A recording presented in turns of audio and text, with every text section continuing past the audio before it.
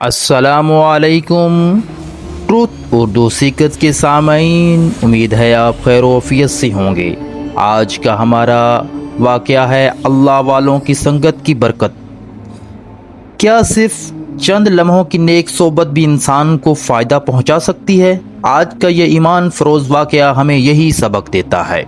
ایک بزرگ کسی سفر پر جا رہے تھے۔ راستے میں انہیں ایک شخص ملا۔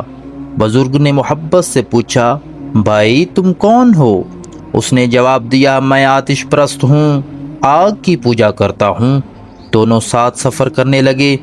راستے بھر بزرگ نہایت حکمت اور نرمی سے اسے سمجھاتے رہے، تم آگ کی عبادت کیوں کرتے ہو بھائی؟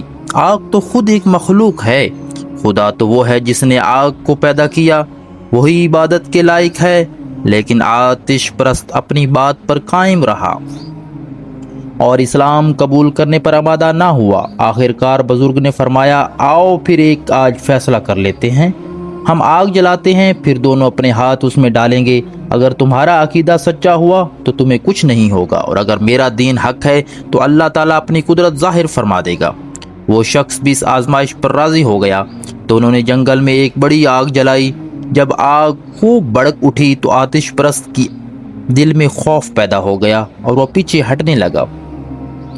بزرگ نے اس کا ہاتھ مضبوطی سے پکڑا اور فرمایا، آؤ اب فیصلہ اللہ تعالیٰ پر چھوڑتے ہیں۔ یہ کہتے ہوئے انہوں نے اس کا ہاتھ اپنے ہاتھ میں لے لیا۔ دونوں نے اپنے ہاتھ آگ میں ڈال دیے۔ بزرگ کے دل میں کامل یقین تھا کہ اللہ تعالیٰ اپنے دین کی سچائی ضرور ظاہر فرمائے گا۔ لیکن حیرت انگیز منظر یہ تھا کہ نہ بزرگ کا ہاتھ جلا، نہ ہی آتش پرست کا ہاتھ۔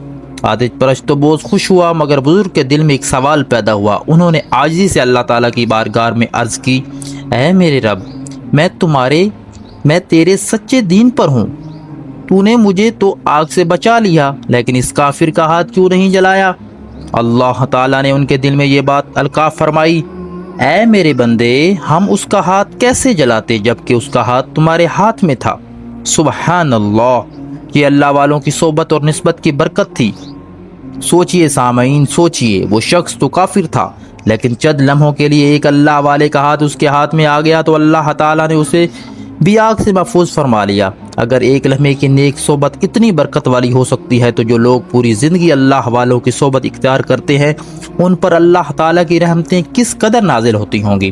اس واقعہ میں ہمیں یہ سبق ملتا ہے، نیک لوگوں کی صحبت دنیا اور آخرت دونوں میں فائدہ دیتی ہے۔